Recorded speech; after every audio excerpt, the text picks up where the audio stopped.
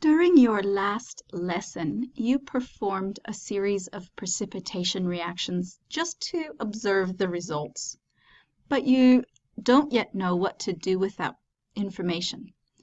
The purpose of this video is to explain what was actually happening in those reactions that you performed yesterday. Now, stay patient with this video. There is a lot in it. So it's important that you remember that normally we would expect you to watch one of these videos at least 3 times. The first time you just watch all the way through. The second time is when you pause and take your notes. And then the third time, and maybe many times after that, but I hope not, is when you watch it again to make sure that your notes are complete and also to write down any questions or things that you still don't understand about the video so that we can discuss it in class tomorrow. Remember always that the video is meant to give you an introduction to the concepts, but they will hopefully become clearer after you begin to practice them in the lesson with me. So I say again, please stay patient. A precipitation reaction is one in which 2 solutions react to form a solid product when they're mixed. Precipitation should hopefully make you think of rain and snow. It falls from the sky, right? So a precipitation reaction refers to the formation of a precipitate, and the precipitate is the solid product.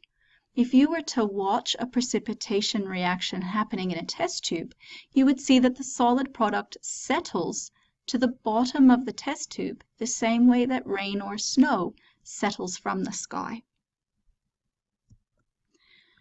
Now, the first thing that you need to know about precipitation reactions is solubility rules. This particular image is taken directly from your textbook, and this is a table designed to summarize the rules about what is and isn't soluble. This table is on page 171 of your text. I do need you to copy it down.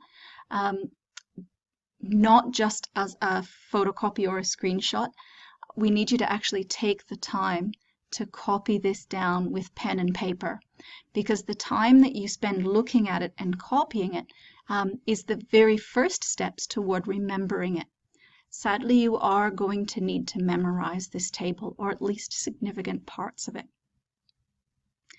Now, you will notice that the first 2 columns talk about negative ions or anions and positive ions, which are also called cations. I haven't ever used those terms, anions or cations, in class with you because they're not important. They're just another word, another definition.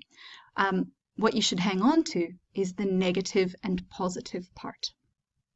In the third column, you'll see the solubility of those compounds. So, for example, negative ions with positive ions such as lithium, sodium, potassium, rubidium, and this new one you've never seen before, which is called ammonium. It doesn't matter what negative ions are combined with those 5 positive ions.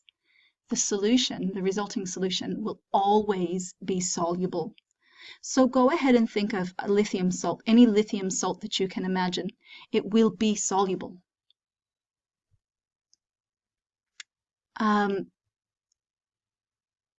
However, on the other hand, if you have silver, Ag+, and you combine it with either chloride, bromide, or iodide, the resulting compound, that is silver chloride, or silver bromide, or silver iodide, has what the table calls low solubility. You can take that to mean not soluble. So if it formed during a chemical reaction, during a precipitation reaction, silver chloride would be the solid product. It would be the precipitate because it has very low solubility. It is not soluble in water. Study the table and you'll see that both sodium chloride and copper chloride are soluble in water. So if they formed during a chemical reaction, they would not be the solid product. They would not be the precipitate that you see. Right, so how about predicting the products of your precipitation reactions? The names of the reactants, so if you were writing out the chemical equation, the names of your reactants just come from the instructions or from the question or from the stock bottle. We have to tell you those. In the reaction, the dancing partners swap, and that will allow you to predict the products. Let me show you what I mean. If we combine silver nitrate with sodium chloride, the nitrate and the chloride swap places, and my products become silver chloride and sodium nitrate. Take a second to study that. The nitrate and the chloride have swapped places. Let's look at one more example of that. If I combine sodium sulfate with barium nitrate, again, my sulfate and nitrate swap places. And what I end up with is sodium nitrate and barium sulfate.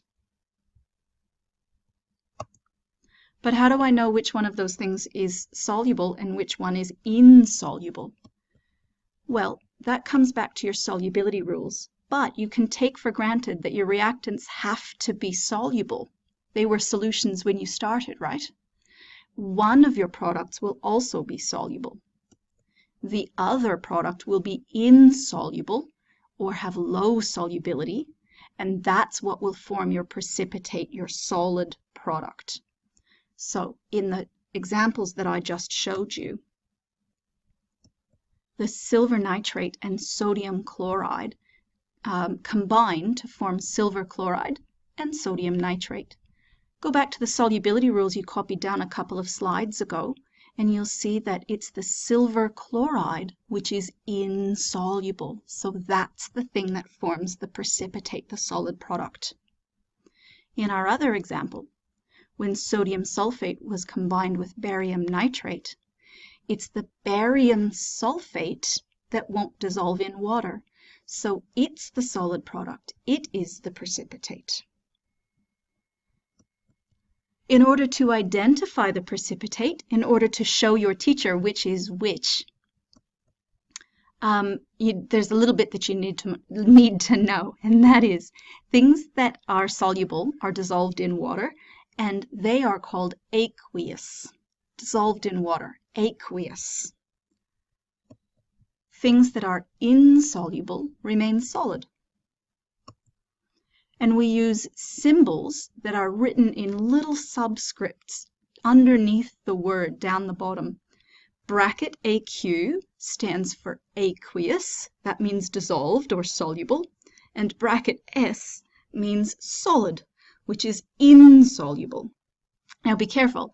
A very common mistake is to use the S to show S for soluble, but S doesn't stand for soluble, it stands for solid. All right, so having a look at our two examples again, our silver nitrate and sodium chloride are both aqueous. They're both dissolved, they're both solutions, so we use that bracket AQ.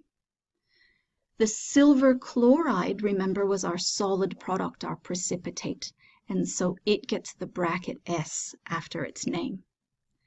The sodium nitrate is soluble just like the products, just like the reactants were, so it also gets the bracket AQ. And in our other example, our sodium sulfate, barium nitrate, and sodium nitrate are all aqueous. They are all soluble, so they all get the bracket AQ. And the barium sulfate is the solid product, so it gets the bracket S. Now that's a lot to take in one video.